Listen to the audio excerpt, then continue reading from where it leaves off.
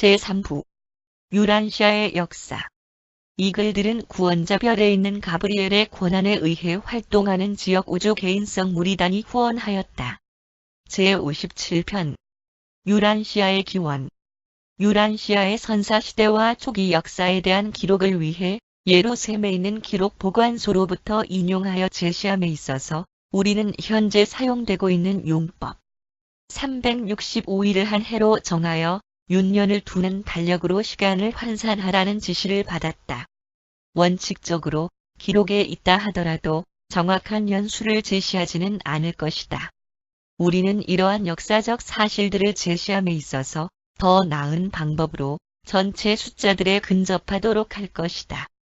100만 년 또는 200만 년 전으로 거슬러 올라갈 때 우리는 그리스도교 연대인 20세기 초반으로부터 숫자를 정하여 사건의 날짜를 정하려고 한다.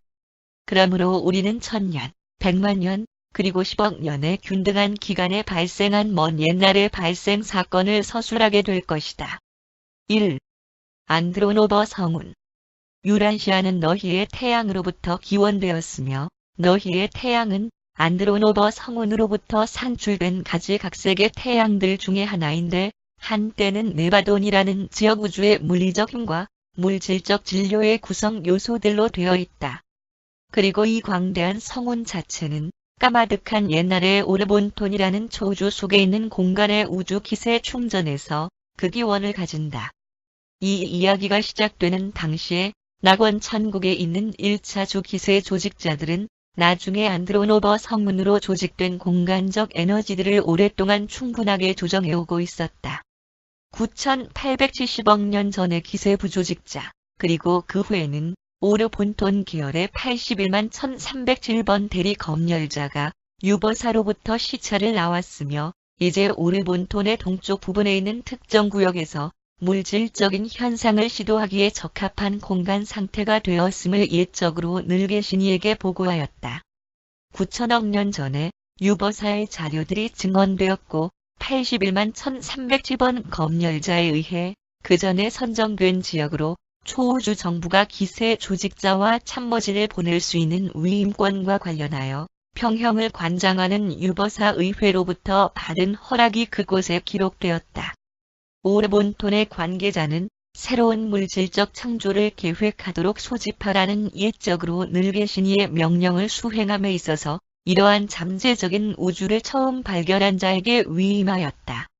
이러한 허락이 기록되었다는 사실은 기세 조직자와 참모가 이미 유버사를 출발하여 오르본톤 안의 새로운 물리적 창조의 창발 속에서 종결시킬지도 모르는 일정 기간 동안의 활동들 속에 후에 가담하게 될 동쪽 공간 부분으로 그들이 여행을 떠났음을 의미한다. 8750억 년 전에 87만 6926번의 거대한 안드로노버 성운이 정식으로 생겨났다. 결국에는 이 광대한 공간의 회오리 바람으로 확대되리 에너지 소용돌이를 개시하는 데 필요한 것은 오직 기세 조직자와 접촉 참모의 현존뿐이었다. 그러한 성운의 회전이 시작된 후에 살아있는 기세 조직자들은 회전판 표면의 오른편으로 물러나 있기만 하면 되며 이 시간 이후로는 에너지의 선천적인 본질 특성들이 그러한 하나의 새로운 물리적 체계를 진보적으로 질서 있게 진화시키게 되어 있다. 이 무렵부터 이야기는 초우주 개인성들의 기능 활동으로 옮겨진다. 실질적으로 그 사건의 진정한 시작은 이 시점. 낙원 천국에서 기세 조직자들이 오르본톤 초우주의 힘 지휘자들과 물리 통제자들이 행동할 수 있도록 준비된 공간 에너지 상태들을 조성하면서 뒤로 물러설 준비를 한 바로 그 시점부터이다. 2. 제1차 성운 단계. 모든 진화적인 물질적 창조계들은 회전하는 기체 상태의 성운으로부터 탄생되며 그러한 1차 성운은 기체 상태의 초기 부분에 내내 둥그렇다. 그것들은 대개 시간이 지나면서 나선형을 이루게 되며 태양이 조성되는 기능이 자연적인 경로를 걷게 되면 그것들은 대개 별들의 집합으로 귀착되든지 아니면 다양한 숫자의 행성들과 위성들, 그리고 너희들이 소속되어 있는 조그마한 태양계와 여러모로 흡사한 작은 군들에 의해 둘러싸인 수많은 태양들로 변화된다. 8천억 년 전에 안드로노버 성문의 창조는 오르본톤의 거대한 1차 성운들 중의 하나로 잘 조성되었다. 근처에 있는 우주들의 천문학자들이 공간 속에서 일어나는 이 현상을 보았을 때 그들이 관심을 가지면서 보는 일은 거의 없었다. 근접된 곳에서 창조들에게 적용된 중력 추정치들은 공간 속에서 물질로 굳어지는 일들이 안드로노버 구역에서 발생되고 있었음을 나타내기는 하였지만 그것이 전부였다. 7천억 년 전에 안드로노버 체계는 거대한 크기로 나타났으며 매우 신속한 속도로 진화하는 새로운 이물질계를 움직이는 지휘소들을 돕고 협력하기 위하여 주변에 있는 9개의 물질 창조계 구역으로 물리 통제자들이 추가로 파견되었다. 이러한 아득히 먼 옛날에 계속해서 이어지는 창조계들에게 전달된 모든 물질들은 바퀴 모양의 이러한 거대한 공간적 띠의 한계 속에 가두어져 있었으며 그 띠는 계속하여 소용돌이 치다가 최대 직경에 도달하게 되면 더욱 빨리 회전하여 응집되고 수축되었다. 6천억 년 전에 안드로노버의 에너지 동원이 최고점에 달하는 기간이 되었으며 성문은 최대 부피에 도달하였다. 이때 성문은 납작한 타원 모양으로 회전하는 거대한 기체 구름이었다. 이 시기는 차별적인 질량 형성과 변화하는 회전 속도가 이루어지는 초기 단계였다. 공간적인 기체가 물질로 구성되어 변화함에 있어서 중력을 비롯한 다른 작용들이 영향을 미치기 시작하였다. 3. 제2차 성운 단계. 이제는 거대한 성문이 점차 나선형의 소용돌이를 나타내기 시작하였으며 멀리 있는 우주들의 천문학자들에게도 확실하게 식별될 정도가 되었다. 이것이 대부분의 성문의 자연적인 역사이다. 태양을 내던지고 우주 구축 작업이 시작되기에 앞서 이러한 2차 공간 성운들이 대개 소용돌이 현상으로 관찰된다. 그 일이 있던 아주 먼 옛날에 가까이 있는 별 연구자들이 관찰한 이러한 안드로노버 성문의 변형은 20세기의 천문학자들이 망원경의 방향을 우주 밖으로 돌리고 가까이에 있는 외부에서 현재 소용돌이 치고 있는 성문을 바라볼 때 발견하는 것과 똑같은 것이었다. 최대 질량에 도달되었을 즈음에 기체 상태인 내용물의 중력 조정이 약화되기 시작하였으며 결과적으로 기체 누출 단계, 2개의 거대하고 뚜렷하게 보이는 팔처럼 앞으로 뻗어나가는 기체 유출이 발생되었으며 기체 유출은 모체가 되는 큰 덩어리의 반대편에서 기원되었다. 이러한 거대한 중앙 핵심부의 빠른 회전은 돌출된 2개의 투사되는 기체 기둥에게 곧 소용돌이치는 모양이 되게 하였다. 뻗어나가는 이 기둥들 일부분이 냉각된 후에 응고됨으로써 결국에는 울퉁불퉁한 모습을 드러내게 되었다. 이렇게 농축된 부분들은 거대한 체계들을 이루었고 본체가 되는 바퀴 모양의 중력 작용 속에 견고하게 붙잡혀 있으면서 성운의 기체 구름 한가운데에 있는 공간을 통해 소용돌이치는 물질들의 보조적 체계들을 이루었다. 그러나 성운은 이미 수축되기 시작하였고 회전 속도가 증가됨에 따라 중력 작용이 감소되었으며 머지않아서 기체 상태의 바깥쪽 구역들이 성문의 핵심에 긴밀하게 포함되어 있는 상태에서 실제적으로 이탈되기 시작하였고 불규칙한 윤곽선을 그리는 순환 회로들 위에 공간 속으로 옮겨갔으며 그것들의 순환 회로를 다 완료하기까지 핵심 구역으로 다시 돌아왔고 이러한 운동이 계속 반복되었다. 그러나 이것은 오직 성운이 진보되는 데 있어서 일시적인 단계에 지나지 않았다. 계속하여 증가되는 회전 속도는 곧 서로 독립적인 순환 회로를 갖는 무수한 태양들을 만들어내었다. 그리고 멀고 먼 옛날에 이상과 같은 일이 안드로노버에서 일어났었다.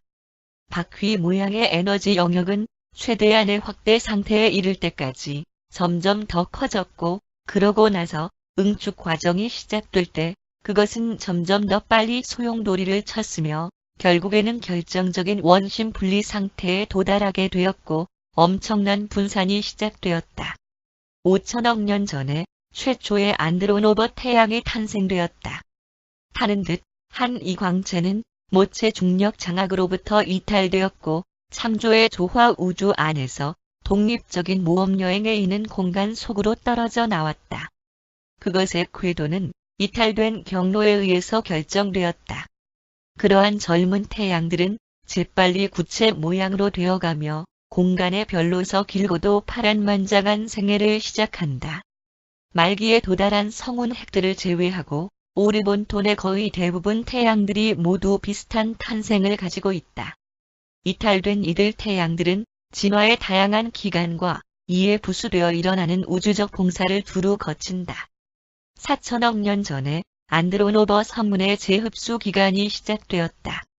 모체 핵의 점차적인 확대와 계속되는 응축으로 인하여 가까이에 있는 보다 작은 많은 태양들이 흡수되었다. 곧 이어서 성운 응축이 끝나는 위상, 에너지와 물질이 거대한 공간적 집단들을 이루는 최종적인 분리 단계보다 항상 앞서서 일어나는 기간이 시작되었다. 낙원 천국의 창조주 아들인 네바돈의 미가엘이 우주를 건설하는 자신의 모험 장소로 분해하고 있는 이 성운을 선택한 것은 이 신시대로부터 100만 년이 채 지나지 않았을 무렵이었다. 구원자별의 고안 건축 세계들과 행성들에 대한 100개의 별자리 본부들 집단들이 거의 즉각적으로 개설되었다. 특별하게 창조된 세계들로 묶여진 이들 군들이 완성되는 데에는 거의 100만 년이 소요되었다. 지역 체계의 본부들이 있는 행성들은 그때부터 약 50억 년 전까지에 이르는 기간 동안에 걸쳐서 건설되었다. 3천억 년 전에 안드로노버 태양 순환 회로들이 성공적으로 구축되었으며 성운 체계에는 물리적으로 상대적인 안정을 누리는 과도기를 통과하고 있었다. 이 무렵에 미가엘의 참모진이 구원자별에 도착하였고 오르본톤에 있는 유버사 정부는 네바돈이라는 지역 우주에 대한 물리적인 인식을 확장하였다. 2000억 년 전에 안드로노버 중앙군 혹은 핵심 덩어리 속에 엄청난 열이 발생되면서 수축과 음집 과정의 진행이 목격되었다. 중앙에 있는 바퀴 모양의 태양 모체 가까이에 있는 영역에 상대적인 공간이 나타났다. 외부 영역들은 보다 안정되고 잘 조직되기 시작하였으며 새로 태어난 태양의 주위를 회전하는 어떤 행성들은 생명이 이식되기에 적당할 만큼 이미 충분하게 냉각되었다. 네바돈에서 가장 오래된 거주 행성이 이들 시기에 생겼다. 이제 네바돈의 완성된 우주적 기능 구조가 처음으로 기능을 발휘하기 시작하였고 미가엘의 창조는 거주하는 곳 그리고 진보적인 필사자 상승의 우주로서 유버사에 등록되었다. 1000억 년 전에 성운의 응축 장력이 극점에 도달하였으며 열에 의한 장력도 최대점에 도달하였다. 중력과 열이 대립되는 결정적인 단계가 어떤 경우에는 오래 지속되는 경우도 있지만 오래지 않아서 열이 중력을 이기게 되고 태양이 발광되기 시작하는 눈부신 장면의 기간이 시작된다. 그리고 이 순간에 우주 성문의 제2차 생애는 종지부를 찍게 된다. 4. 제3차와 제4차 성문은 제1차에는 회전하고 제2차에는 소용돌이가 일어나며 제3차에는 첫 번째 단계의 태양 분산이 있는 반면에 제4차에는 근원적인 핵이 구형군으로 종결되든지 아니면 말기를 맞이한 태양 체계의 중심으로서 기능하는 고립된 태양으로 종결되면서 두 번째이자 마지막인 태양 발광 주기가 포함된다. 750억 년 전에 이 성운은 태양이 집단적으로 생기는 단계의 최고점에 도달하였다. 이 시기는 태양이 감소되는 첫 기간의 정점에 해당되었다. 이 태양들의 대부분은 그 후로 행성들, 위성들, 광선을 반영하지 않는 우주섬들, 해성들, 그리고 조화 우주 먼지 구름들로 이루어진 광대한 체계를 포함하고 있다.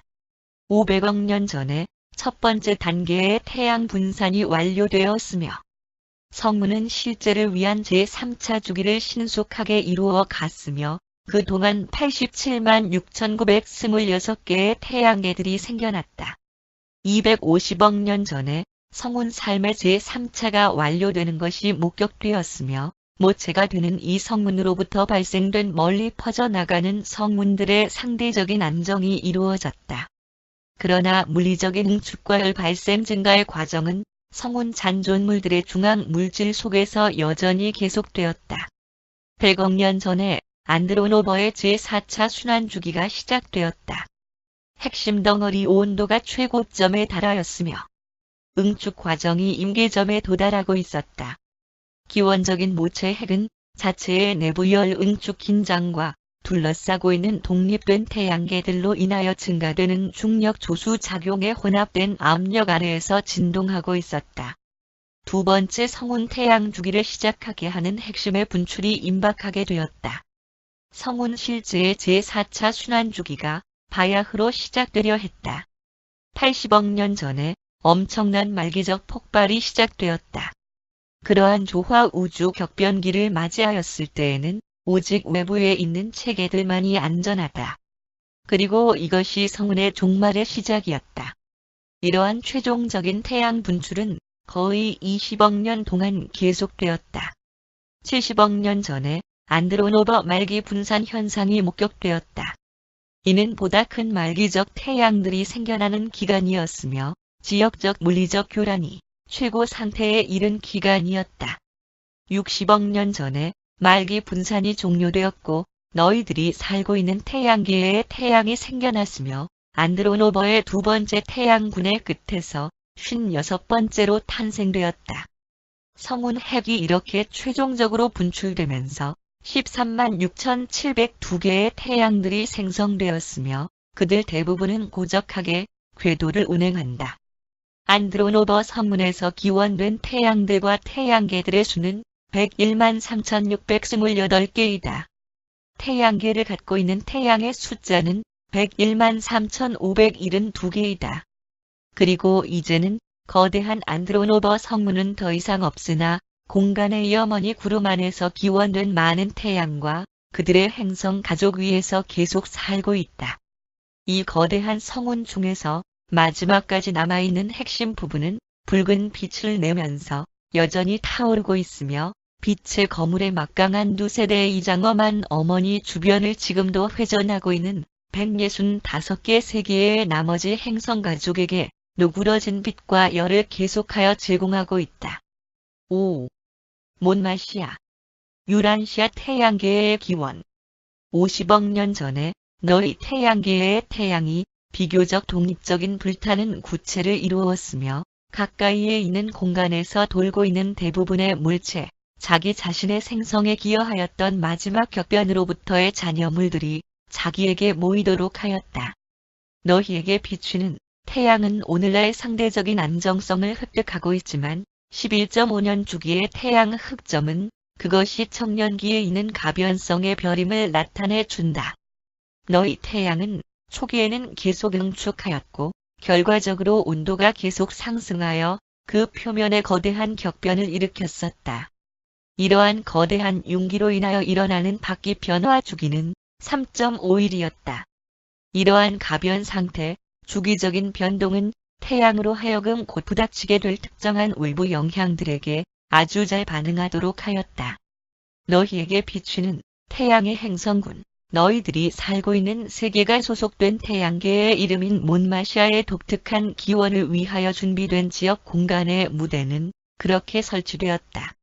오르본톤에 소속된 행성 체계들 중에서 비슷한 기원을 갖는 것들은 1% 미만이다. 45억 년 전에 거대한 앙고나 체계가 독립된 이 태양 근처로 접근하기 시작하였다. 엄청나게 큰 이 체계의 중심은 거대한 암흑 공간이고 견고한 상태이며 심하게 충전되어 있고 엄청난 중력이 작용되고 있었다.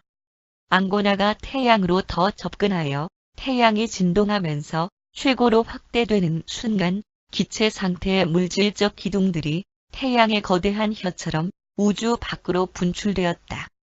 처음에는 혀 모양으로 불타는 이 기체 기둥들이 반드시 태양 쪽으로 되돌아갔지만 앙고나가 점점 더 접근하자 거대한 방문객의 중력 작용이 너무 커져서 혀 모양의 이 기체 기둥들이 어떤 지점까지 떨어져 나갔으며 뿌리 부분은 태양으로 되돌아갔지만 바깥 부분은 물체의 독립된 몸체, 태양계의 운석들을 형성할 만큼 떨어져 나가게 되었으며 그것들은 자체적인 타원 궤도를 그리면서 즉시 태양의 주위를 돌기 시작하였다. 안고나 체계가 더 가까이 접근하자 태양의 분출은 더욱 심화되었으며 점점 더 많은 물질이 태양으로부터 떨어져 나와 주변 공간에서 맴도는 독립적 몸체를 이루게 되었다. 이러한 상황은 안고나가 태양에 가장 근접되게 접근할 때까지 50만 년 동안 계속 발전되었으며 태양은 그 후에 주기적인 내부 격변들 중의 하나로 인하여 부분적인 분열을 체험하였으며 반대편에서도 동시적으로 엄청난 양의 물질이 분출되었다.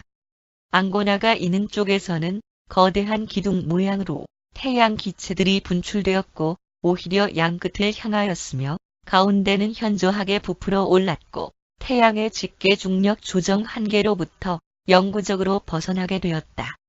이렇게 하여 태양으로부터 분리된 거대한 기둥 모양의 태양 기체는 후에 태양계에 속한 12개의 행성들로 진화되었다. 태양계를 이룩한 거대한 원형체의 분출에 조수적인 공감으로 반대편에서 일어난 반향적인 가스 유출은 태양계의 우주 먼지와 운석으로 응축되기 시작하였지만 이 물체의 매우 많은 부분은 후에 안고나 체계가 멀리 있는 공간으로 물러감에 따라 태양의 중력에 다시 흡입되었다. 소행성들과 운석들로서 현재 태양 주위를 돌고 있는 거대한 양의 물질과 태양계 행성들의 원초적 물질을 안고나가 성공적으로 이끌어내기는 하였지만 이러한 태양계의 물질 중 어떤 것도 자체적으로 안정을 이루지는 못한다. 비정규적으로 접근하는 것들이 태양의 내용물 중 어떤 것이라도 흡수할 정도로 가까이 온 적은 없었지만 현재의 태양계를 이루고 있는 모든 물질을 우주 공간으로 분출시키기에 충분할 만큼 가까이 접근하였었다. 안쪽에 있는 5개의 행성들과 바깥쪽에 있는 5개의 행성들은 안고나가 태양으로부터 멀어짐에 따라 거대한 중력 팽창이 점차 끝나고 부피가 줄어들면서 차가워지고 응축되는 핵들로부터 곧 소규모의 형태를 갖추었으며 반면에 토성과 목성은 보다 부피가 크고 부풀어 오르는 중앙 부분으로부터 형성되었다.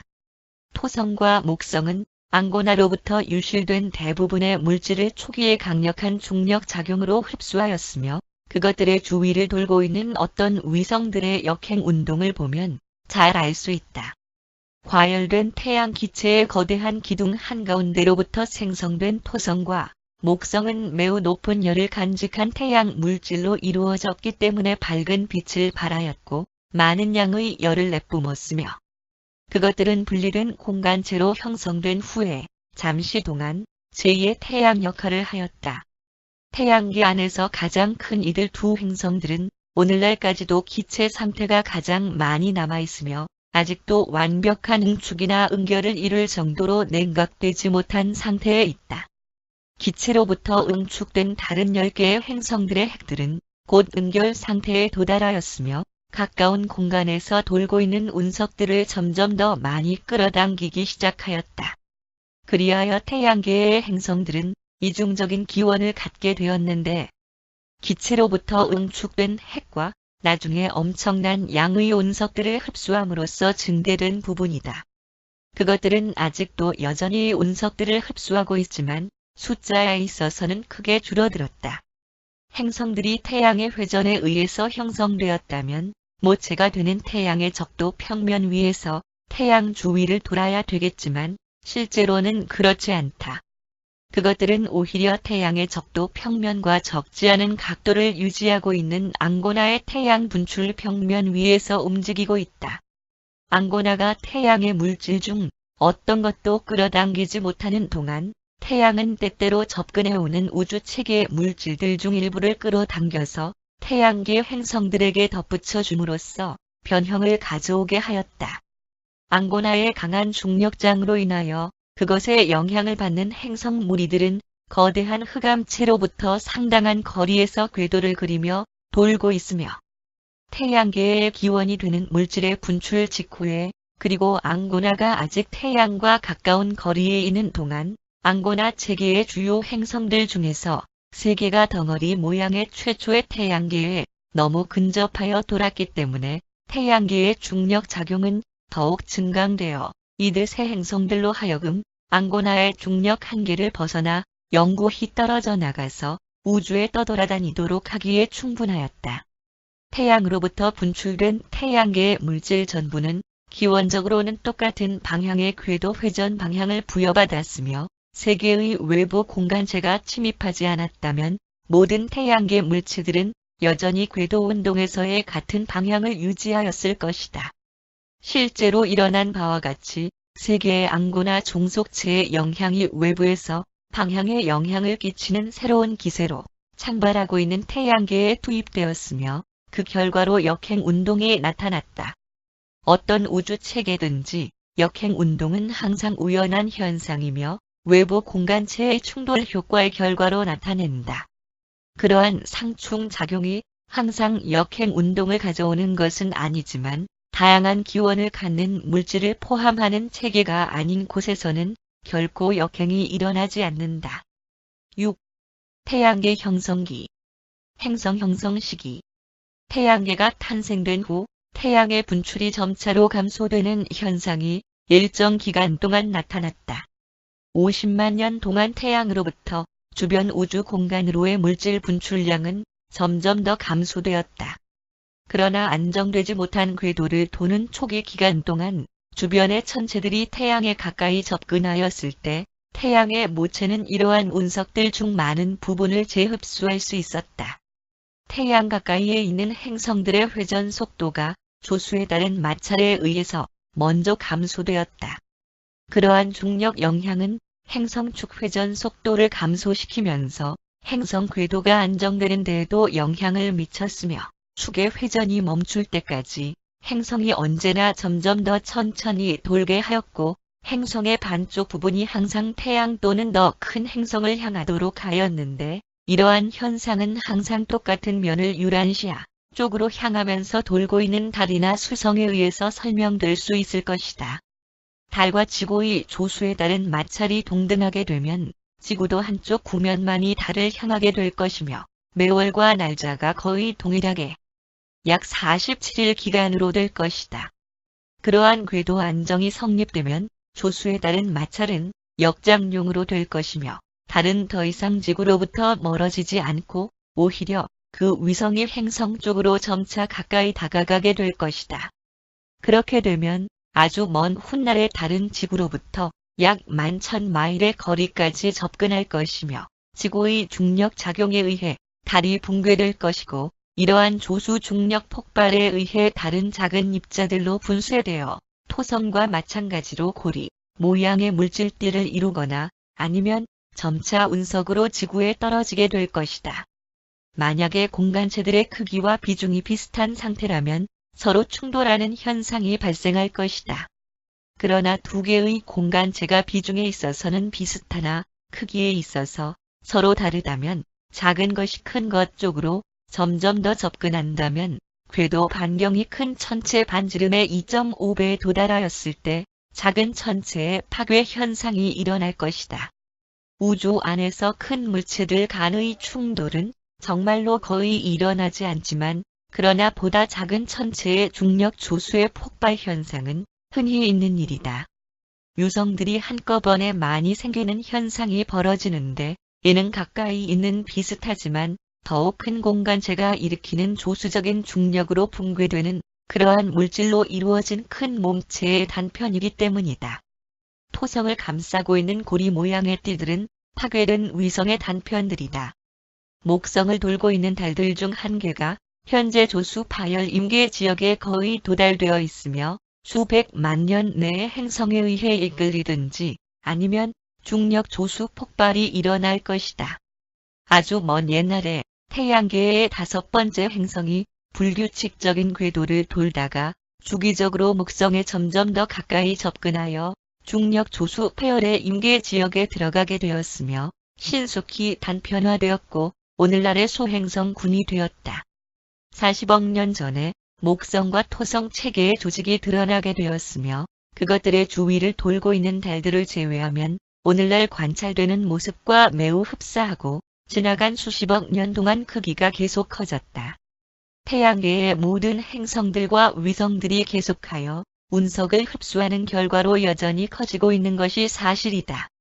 35억 년 전에 다른 10개 행성들에 응축된 핵들이 자형성되었으며 어떤 작은 위성들은 나중에 하나로 뭉쳐져서 오늘날과 같은 보다 큰 달들이 되기도 하였지만 대부분의 달들의 중심 부분이 온전한 모습을 갖추었다. 이 시기는 행성들이 결합되는 기간으로 간주될 수도 있을 것이다. 30억 년 전에 태양계는 오늘날과 같이 움직이는 모습을 거의 갖추게 되었다. 그 구성원들은 행성들과 그들의 위성들 위에 엄청난 비율로 떨어지는 운석들로 인하여 계속 커지게 되었다. 이 무렵에 너희들이 소속된 태양계가 네바돈의 물질 등록 장소에 기재되었고 그 이름은 문마시아였다. 25억 년 전에 행성들은 거대한 크기로 성장하였다.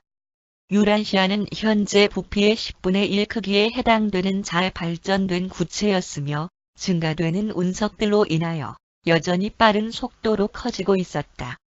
이러한 모든 엄청난 활동은 유란시아에 속한 진화 세계를 형성하는 자연적인 과정의 일부분이며 생명이 시간의 흐름 속에서 모험을 하도록 준비된 그러한 공간의 물리적인 진화의 시작을 위해 무대 장치를 설치하는 전체적인 준비 과정에 일익을 담당하는 것이다.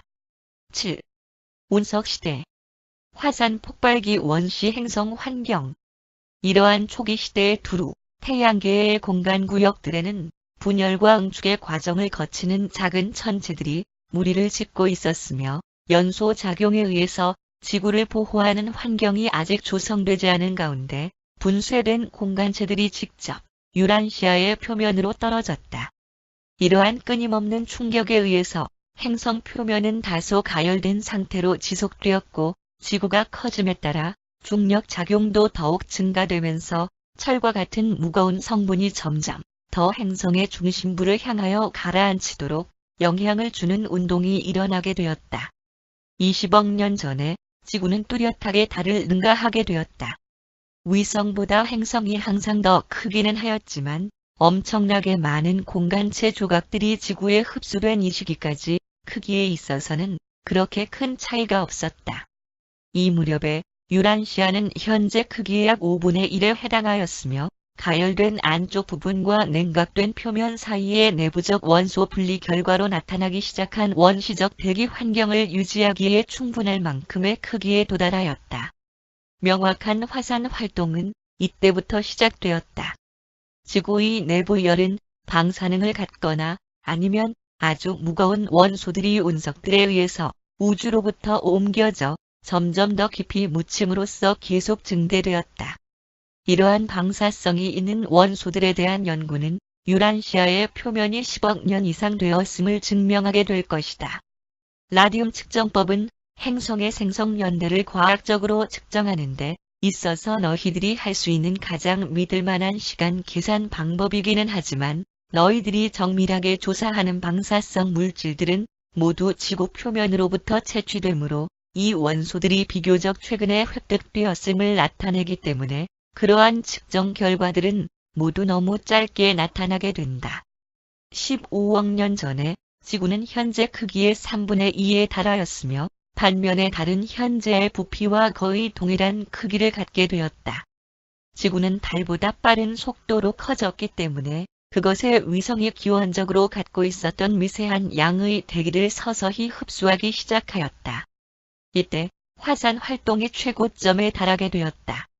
지구 전체는 마치 불타는 지옥처럼 되어 표면은 무거운 금속 성분들이 중심부로 가라앉기 전의 초기의 용암 상태와 흡사하였다. 이것이 화산기의 모습이다.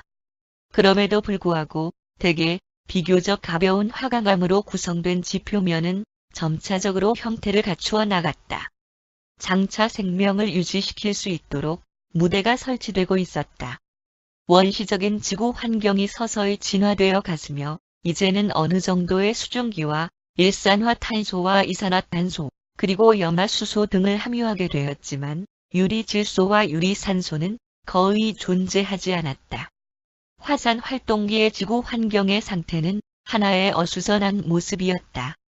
여러 가지 기체들 외에 엄청난 양의 화산 연기가 가득 차게 되었고 공기띠가 충분하게 형성되자 지구 표면 위에 끊임없이 폭포수처럼 떨어지는 무거운 운석들로부터 산화 물질들이 생겨나게 되었다. 그러한 운석 산화 작용은 대기 중에 있는 산소를 거의 모두 소모하였으며 운석이 떨어지는 속도는 여전히 엄청난 것이었다. 이윽고 대기 상태가 더욱 안정되었고 지구의 가열된 바위 표면 위에 비가 떨어지기 시작할 정도로 충분히 냉각되었다. 유란시아는 수천 년 동안 한 개의 거대하고 연속적인 증기막으로 덮여 있었다. 그리고 이 기간 동안 태양은 지구 표면에 전혀 비춰지지 못하였다. 대기 속에 있던 많은 탄소 원자가 흡수되어 지표층에 풍부하게 들어있는 여러 가지 금속의 탄산염을 형성하였다.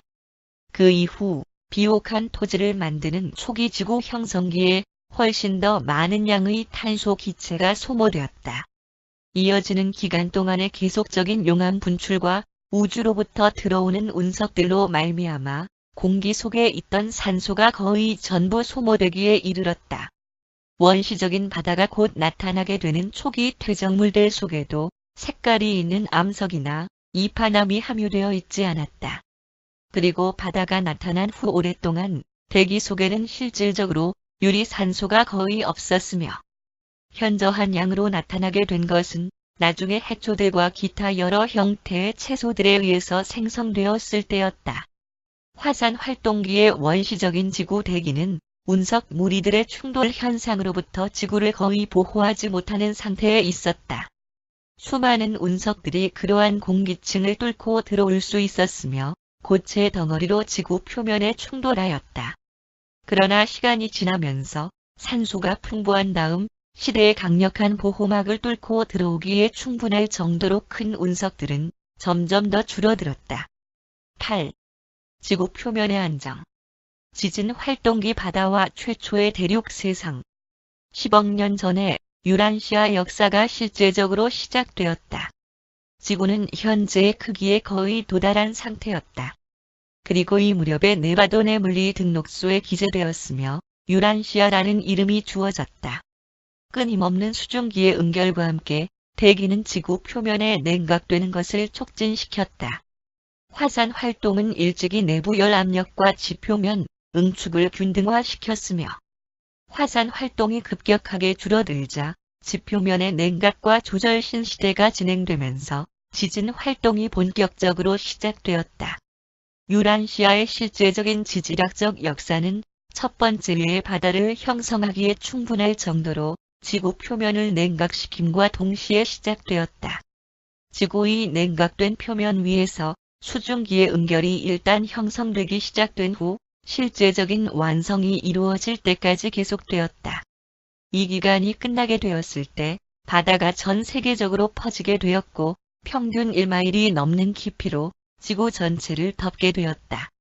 그렇게 되자 오늘날 볼 수 있는 것과 거의 동일한 조수 현상이 시작되었지만 원시적인 이 바다에는 소금기가 없었으며 지구를 뒤덮은 물은 실제적으로 민물과 같은 상태였다. 이 시기에 대부분의 염소는 여러 종류의 금속 성분과 합쳐져 있었으나 수소와 결합함으로써 이러한 물의 약한 산성을 띄우도록 하기에 충분하였다.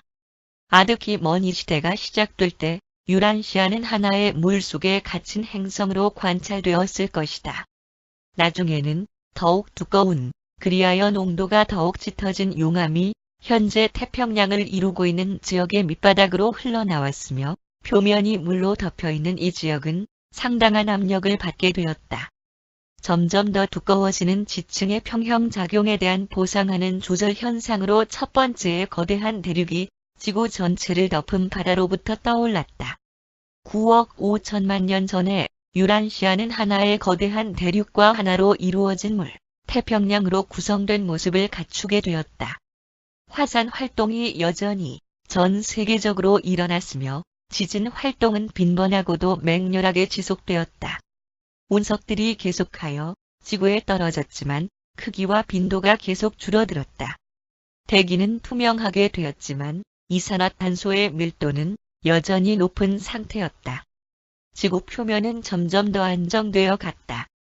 유란시아가 행성 운영에 관하여 사타니아의 체계에 배정되고 놀라시아덱의 생명 등록소에 기록된 것은 바로 이 무렵이었다.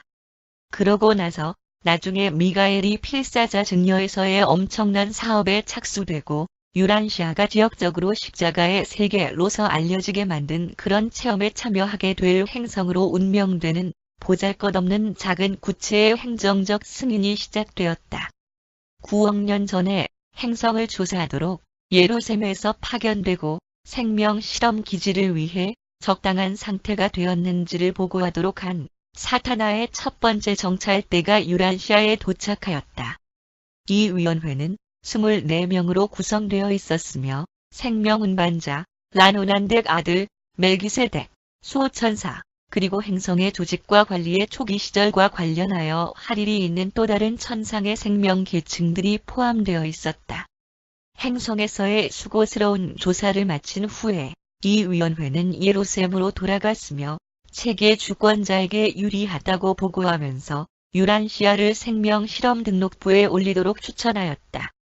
따라서 너희들이 살고 있는 세계는 예루살렘의 하나의 십진법 행성으로 등록되었고 생명 운반자들은 나중에 그들이 생명 이주와 이식 명령을 가지고 도착하였을 때 그들에게 기계적, 화학적, 그리고 전기적 활성 기법으로 새로운 원형태를 제정할 수 있는 허가가 내릴 것이라는 통보를 받았다.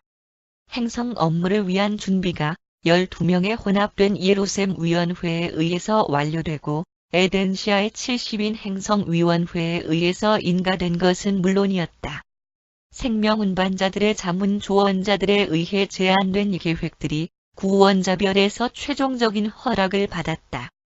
그 직후에 네바돈의 소식통들은 생명 운반자들이 네바돈, 생명 원형틀의 사타니아, 유형으로 확대하고 개선하도록 계획된 60번째의 실험을 실행할 수 있는 단계에 유란시아가 도달하였음을 공표하였다. 우주 방송으로 네바돈 전체에 곧바로 유란시아가 처음 인지되었으며 충만한 우주 지위가 수여되었다. 그로부터 얼마 지나지 않아서 그것은 초우주의 주요 부분과 부차적 부분 본부 행성들의 기록소에 등록되었으며 이 시대가 지나가기 전에 유란시아는 유버사의 행성 생명 등록소에 기재되었다. 이 기간 전체의 특성은 빈번하고 격렬한 폭풍으로 특징 지워졌다. 초기의 지구의 지각 부분은 연속적인 유동 상태에 있었다. 냉각된 표면은 엄청난 양의 융합 분출로 인하여 변형되었다. 지구 표면의 어느 곳에서도 최초의 지구의 지각 부분을 발견할 수 없게 되었다. 지구 전체는 깊은 곳에서 수를 헤아릴 수 없을 정도로 여러 번 흘러나온 용암과 혼합되었고 초기의 지구 전체를 덮었던 바다에서 나중에 퇴적된 물질들과 뒤섞였다. 세계의 어느 지표면에도 캐나다 북동쪽 허드슨만 주변보다도 더 고대의 해양 이전에 생긴 한반의 변화된 흔적을 찾을 수는 없을 것이다. 화강암이 융기된 이 광대한 지역은 해양 이전 시대에 속하는 바위들로 구성되어 있다. 이 지역의 안반층들은 가열되고 휘어졌으며 뒤틀려졌고 위쪽으로 주름이 잡혔으며 이러한 뒤틀림의 변형 과정을 여러 번 거치게 되었다. 해양기의 두루, 화석이 없는 성층암으로 이루어진 거대한 지층이 이 고대 해양의 바닥에 퇴적되어 갔다. 화학적인 침전의 결과로도 석회암이 형성될 수 있으며 오래된 석회암 전체가 해양 생물체의 퇴적에 의해서만 이루어진 것은 아니다.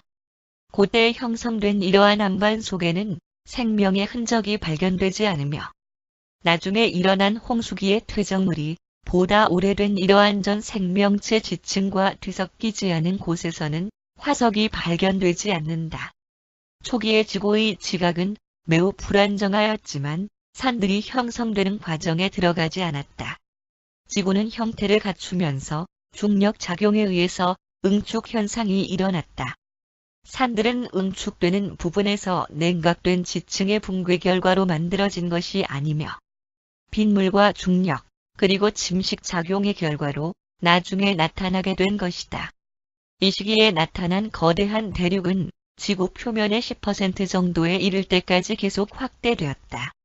대륙이 물 위로 알맞게 떠오를 때까지 심각한 지진들은 일어나지 않았다. 그것들은 일단 시작되자 점점 더 빈번하게 일어났으며 여러 시대 동안 격렬하게 발생되었다. 수백만 년 동안 지진 작용이 감소되었지만 유란시아에는 아직도 하루 평균 15번 정도로 발생되고 있다. 8억 5천만 년 전에 지구의 지각의 실제적인 최초의 안정기가 시작되었다. 보다 무거운 금속 성분의 대부분은 지구 중심부로 들어갔으며 냉각된 지각은 이전 시대에 일어났던 거대한 정도의 함몰 현상이 멈추게 되었다. 보다 무거운 해양지대와 대륙 형성 사이에 보다 안정된 균형이 이루어졌다. 하부 지표의 용암대 유동은 거의 지구 전체적인 현상이 되었으며 이러한 현상은 냉각과 응축, 그리고 표면적인 변형의 기인된 불안정을 보상하고 안정화시켰다. 화산 폭발과 지진 현상의 크기와 빈도가 계속적으로 줄어들었다. 대기에 있던 화산 먼지들과 수증기들이 없어졌지만 이산화탄소의 함유량은 여전히 높은 상태에 있었다. 땅속과 공기 중의 전기적 교란 현상도 역시 점차 감소되었다.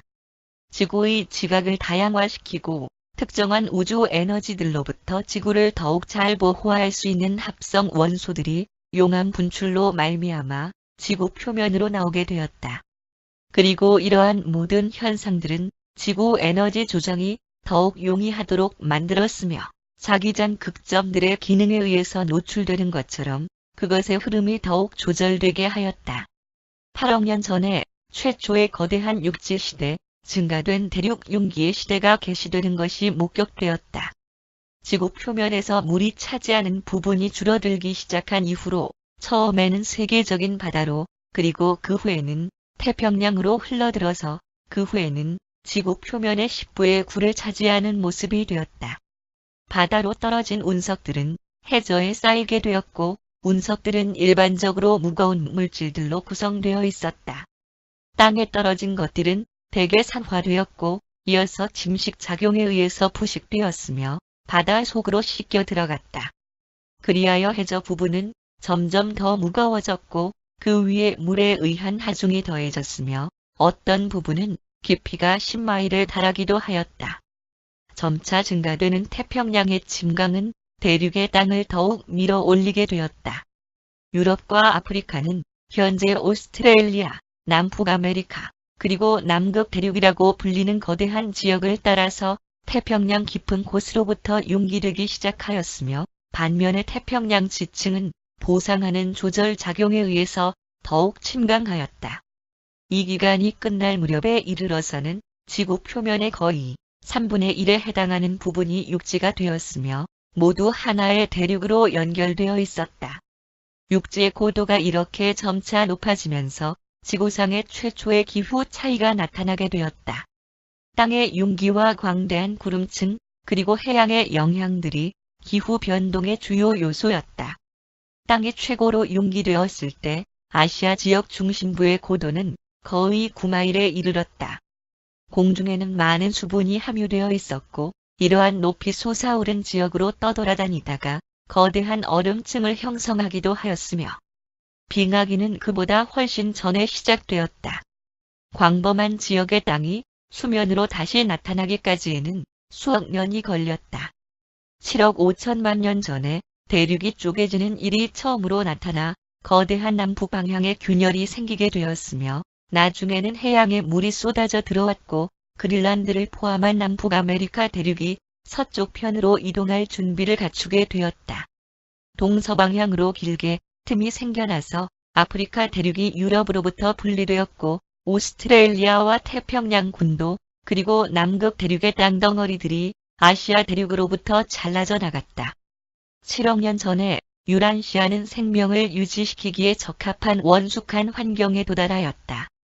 대륙의 땅들은 계속하여 유동하였으며 해양의 물이 점점 더 육지 쪽으로 들어와서 마치 손가락 모양의 긴 바다가 형성되었으며 얕은 물과 보호된 많은 해양 생명의 서식지로 적합한 환경을 제공하게 되었다.